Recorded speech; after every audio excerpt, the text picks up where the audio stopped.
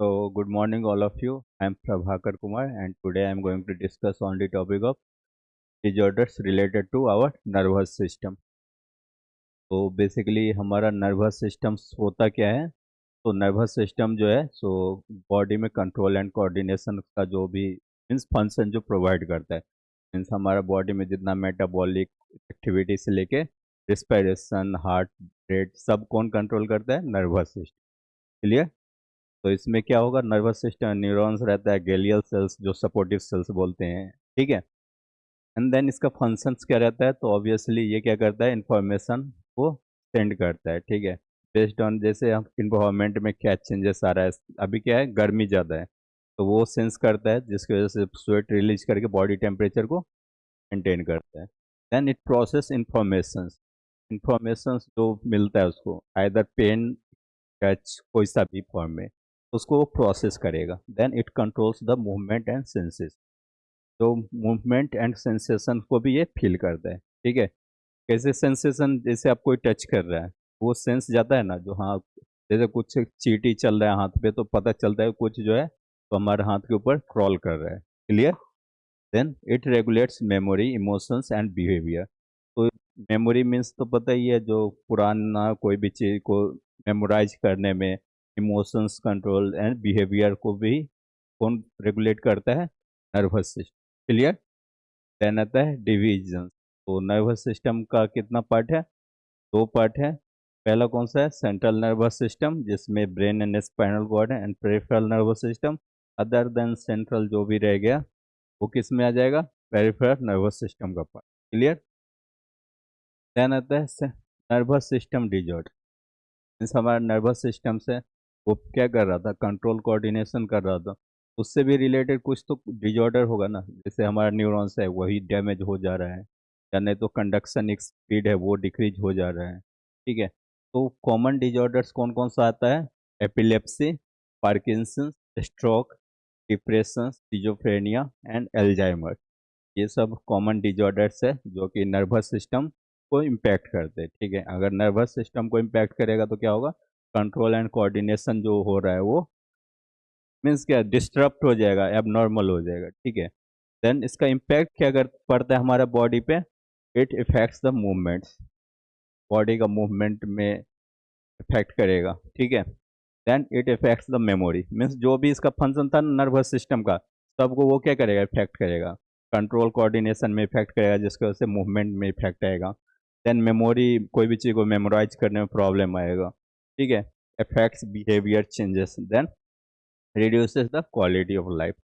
कोई भी डिजीज होता है ना तो क्वालिटी ऑफ लाइफ रिड्यूस ही होता है, ठीक है।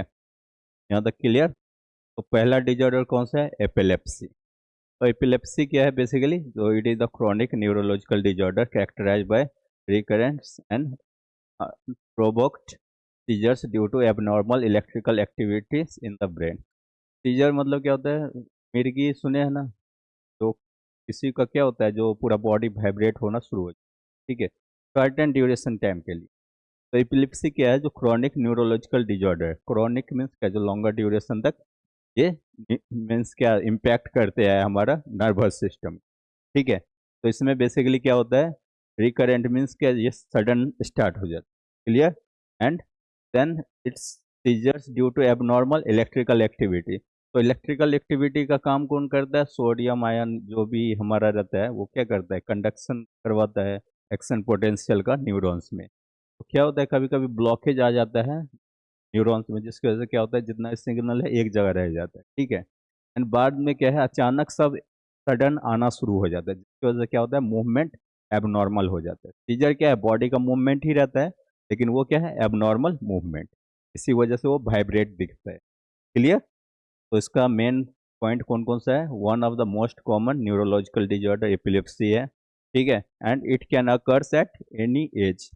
ये जो है कोई सा भी एज में हो सकता है, ठीक है। एंड देन क्या है? इट में टेम्पोरली और लाइफ लॉन्ग। मीन्स क्या, जो किसी किसी में क्या होता है, अगर माइल्ड टू मॉडरेट केस है तो मीन्स कम इम्पैक्ट करेगा, लेकिन अगर किसी में अगर ज़्यादा सीवियरिटी है तो जब तक जिंदा रहेगा तब तक ये प्रॉब्लम होते रहेगा। मीन्स मेडिकेशन पे डिपेंड रहेगा वो। क्लियर? देन आता है कॉजेज ऑफ एपिलेप्सी। तो मेन कॉजेज कौन कौन सा है? Genetic factor, head injury, brain tumour, stroke, brain infections, congenital abnormality. Congenital means क्या? जो बाय बर्थ जो आता है, ठीक है। बाकी सबको तो समझ में आया है पॉइंट। देन रिस्क फैक्टर क्या है? Family history. फैमिली हिस्ट्री क्यों देखते हैं? क्योंकि जेनेटिक फैक्टर्स के लिए, ठीक है। Then brain trauma. Brain trauma means क्या होता है? ब्रेन से रिलेटेड इंजरी मीन्स एक्सीडेंट हो गया तो उसमें क्या होगा? ब्रेन इंजरी हो जाएगा। ब्रेन इंजरी होगा तो कहाँ किसको इम्पैक्ट करेगा? सेंट्रल नर्वस सिस्टम को। एंड जिसकी वजह से क्या होगा? वो उसका फंक्शन इंटरप्ट हो जाएगा। Clear? Then CNS infection. Meningitis sir सुने होंगे, इन्फ्लामेशन ऑफ मेनेंजेस, ठीक है। तो वो क्या है? हमारा ब्रेन से रिलेटेड डिजॉर्डर है। तो ये किसको इम्पैक्ट करेगा? सीएनएस को। क्लियर? देन है पैथोफिजियोलॉजी ऑफ एपिलेप्सी। तो कैसे एपिलेप्सी कॉज करता है, ठीक है। तो इसका मैकेनिज्म देखते हैं। तो neurons became excessively excited. Neurons excited हो जाते हैं। एक्साइट होगा तो क्या होगा? सिग्नल ट्रांसफर करता है, ठीक है। एबनॉर्मल इलेक्ट्रिकल डिस्चार्ज होकर, लेकिन क्या होगा? वो सिग्नल ट्रांसफर कर रहा है, लेकिन हो सकता है जो 2-3 न्यूरॉन्स के बाद ऐसा कोई न्यूरॉन्स हो जिसमें कुछ डिजॉर्डर चल रहा हो, वो न्यूरॉन सही से कंडक्ट नहीं कर पा रहा हो, तो वो क्या करेगा? वहाँ पे इलेक्ट्रिकल इम्पल्स का डिस्चार्ज प्रॉपरली नहीं होने देगा, जिसकी वजह से क्या होगा? जो signal spread through out the brain. Signal जो है कहाँ स्प्रेड हो जाएगा? कोई भी चीज़ कहीं पे भी जमा होते होते क्या होगा? एक जगह एक्यूमुलेट होने लगेगा ना, तो वो ब्रेन वाला रीजन में स्प्रेड होना शुरू हो जाएगा, जिसकी वजह से क्या है? जो सडन जो इलेक्ट्रिकल इम्पल्स का जो डिस्चार्ज होता है, तो वो क्या कॉज करता है? सीजर कॉज करेगा, ठीक है। देन इट रिजल्ट में कौन कौन सा इसका आता है? तो लॉस ऑफ कॉन्शियसनेस। तो जब सीजर आता है ना, तो पेशेंट कहीं पे भी गिर के उसका देखते होंगे। मीन्स ऐसा नहीं है जो बेड पे ही जाके उसका सीजर आएगा, ठीक है। मीन्स कहीं पे भी वो सीजर एपिसोड हो सकता है। Then muscles contraction. Muscle contraction क्यों होता है? क्योंकि मसल कॉन्ट्रैक्शन होता है तभी हमारा मसल्स का मूवमेंट होता है। तो जिसका भी सीजर रहता है ना, उसका पूरा बॉडी वाइब्रेट होते रहता है। मीन्स वहाँ पे रैपिड मसल कॉन्ट्रैक्शन होते रहते हैं, ठीक है। Then behaviour changes. बिहेवियर में चेंज आता है। पहले नॉर्मल था, अब क्या हो गया? जो टोटली फंक्शन नहीं कर पा रहा है बॉडी का, ठीक है। तो उसके बाद आता है टाइप्स ऑफ सीजर। तो ये भी दो टाइप का है। पहला कौन सा है? Focal seizures, second generalise seizure. तो फोकल सीजर जो है ना, कहाँ फोकल मीन्स क्या होता है? एक स्पेसिफिक पॉइंट पे, ठीक है। तो ये कहाँ पे होगा? एक पार्टिकुलर एरिया होगा जब ब्रेन का, जहाँ पे वो प्रॉब्लम कॉम्प्लिकेशन हुआ है, जिसके वजह से ये फोकल सीजर कॉज करता है। लेकिन जनरलाइज सीजर जो है effects both brain and hemisphere. Means दोनों जो हमारा ब्रेन का जो दो हेमिस्फेयर है ना, मिडिल पार्ट से, तो दोनों को ये इम्पैक्ट करता है। मीन्स ये जो दोनों एरिया में प्रॉब्लम की वजह से होगा। फोकल मीन्स क्या होता है? एक स्पेसिफिक पॉइंट या साइट की वजह से। देन इसका एग्जाम्पल में कौन कौन सा आता है सीजर का? तो tonic clonic absence seizures and myoclonic seizures, ठीक है ना। तो क्लियर? ये टाइप्स था सीजर्स का। देन आता है क्लिनिकल फीचर्स ऑफ एपिलेप्सी। तो सिम्टम्स में कौन कौन सा आ जाएगा? सडन जर्किंग मूवमेंट, बॉडी का वाइब्रेशन जर्क होता है, ठीक है। Loss of consciousness, staring spells. Then आता है confusion. Then temporary memory loss and muscles rigidity. Muscles भी उस वक्त जो है ना, नॉर्मली क्या होता है? हम लोग का मसल्स उतना हार्ड नहीं होता है, लेकिन जब सीजर आता है ना, तो पेशेंट को पकड़ने से लगता है जो उसका मसल जो है हार्ड हो गया है, रिजिड हो गया है, ठीक है। देन आता है diagnosis and management of epilepsy. तो डायग्नोसिस टेस्ट कैसे करेंगे? तो इलेक्ट्रोइंसेफेलोग्राम जो है, जिससे हमारा जो है ब्रेन का एक्टिविटी चेक करते हैं, ठीक है। CT scan, medical history. Medical history means क्या? जो पास्ट में कोई ब्रेन से रिलेटेड इंजरी तो नहीं था। एमआरआई स्कैन, ठीक है। देन अदर ट्रीटमेंट, तो एंटी एपिलेप्टिक जो मेडिसिन है, ठीक है, तो वो देने से वो काम कर सकते हैं। ब्रेन से रिलेटेड अगर इंजरी की वजह से हुआ तो ब्रेन का सर्जरी करवा के, इफ नीडेड सेलेक्टेड केसेस में। कब होगा? जब ब्रेन ट्यूमर होगा, ब्रेन से related cancer. Life style modification, ठीक है। तो ये सब ट्रीटमेंट ऑप्शन था। देन आता है पार्किंसन डिजीज। तो पार्किंसन डिजीज भी जो है हमारा क्या है? एक न्यूरोलॉजिकल डिजॉर्डर्स है। तो बेसिकली इसमें होता क्या है? Progressive neurodegenerative disorder characterise by the loss of dopamine producing neurons in the brain. तो ये जो है न्यूरो डिजेनरेटिव डिजॉर्डर है। ये क्यों कॉज करता है? तो हमारा न्यूरो ये ट्रांसमीटर है डोपामिन एसिटाइल कोलिन बताए थे। तो डोपामिन का जो है ना ये क्या करता है ना, जो लॉस करना शुरू कर देता है, ठीक है। इसकी वजह से क्या होता है, ये हमारा कॉज करता है पार्किंसन। एंड पार्किंसन में बेसिकली क्या होगा, जो पेशेंट जो ओल्ड एज में ये ज़्यादा होता है, उन लोग का हाथ उथ कांपते देखे हुए हैं, तो वही पार्किंसन ही है, ठीक है। इसमें क्या होगा, ट्रिमर मीन्स हैंड या बॉडी का कोई भी लिम्स जो है वो शेक हमेशा मूव वाइब्रेट करते ही रहता है, ठीक है। देन स्टिफ मसल्स, मसल जो है पूरा स्टिफ हो जाएगा, हार्ड, ठीक है। स्लो मूवमेंट रहेगा बॉडी का, एंड बॉडी का जो बैलेंस या कोऑर्डिनेशन है वो पुअर रहता है, मीन्स कहीं पे भी लड़खड़ा और के गिर उड़ जाता है, ठीक है।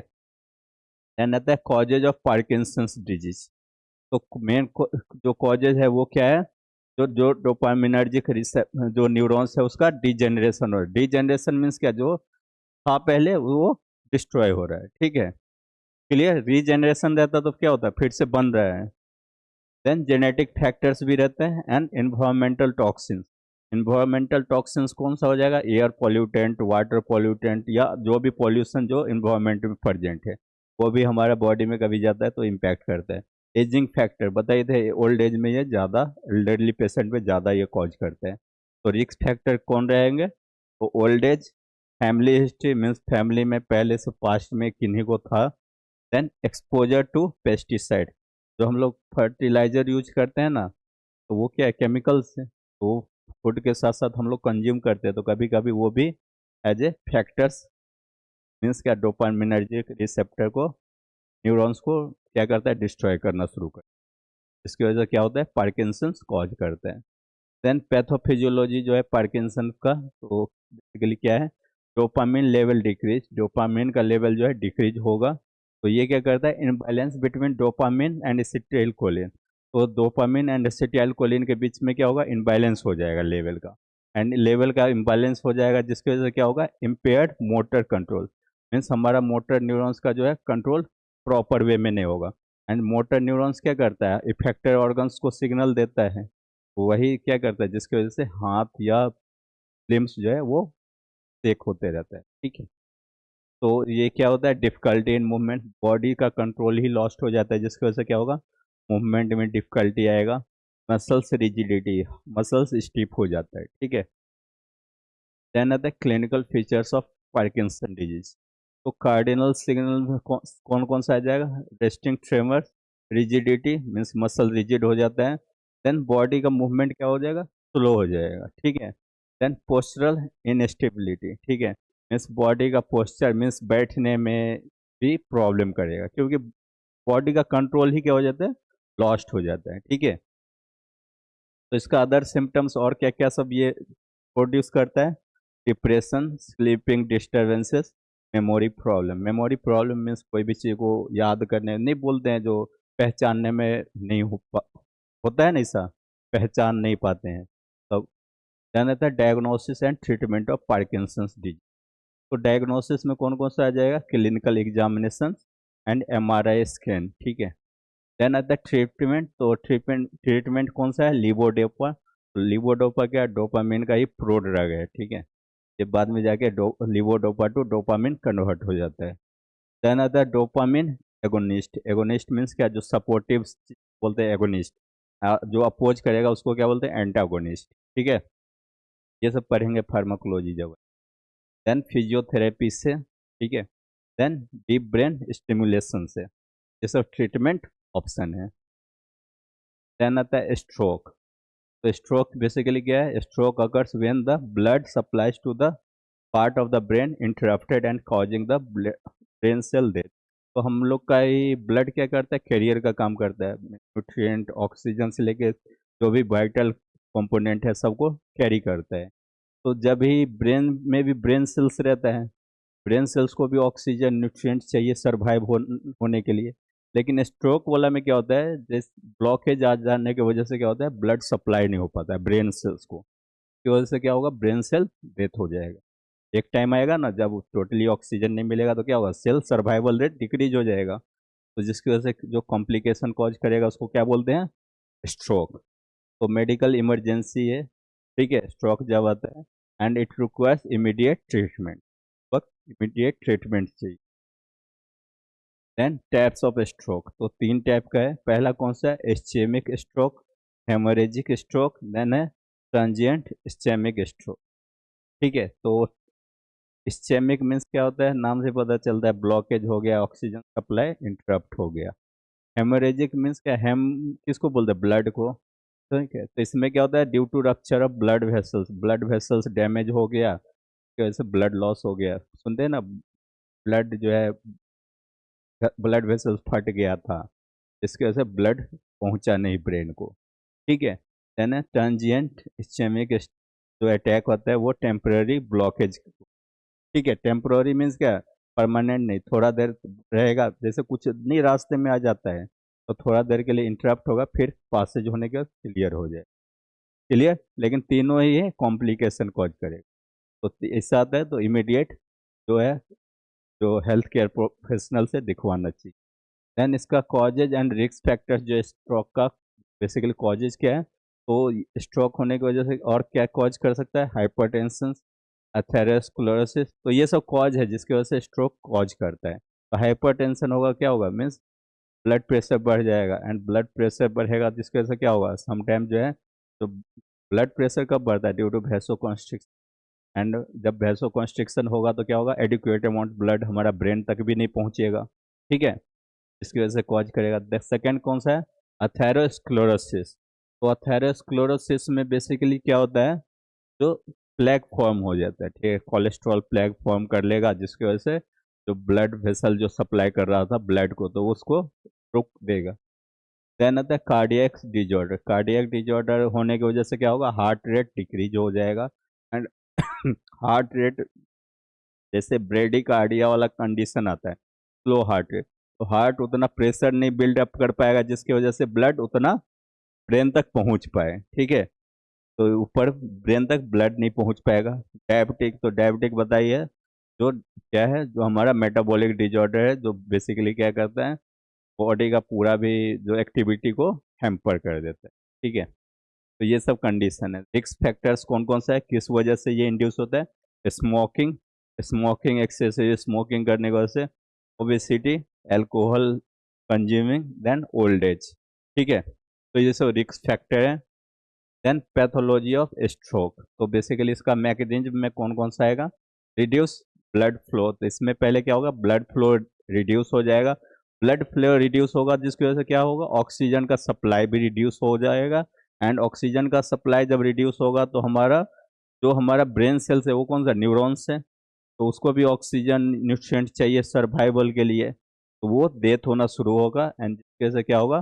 ब्रेन टिश्यू डैमेज होगा, एंड ब्रेन टिश्यू डैमेज होगा तो फाइनली अगर कॉम्प्लिकेशन अनट्रीटेड रहा पेशेंट, डेथ या कोमा में चला जाएगा।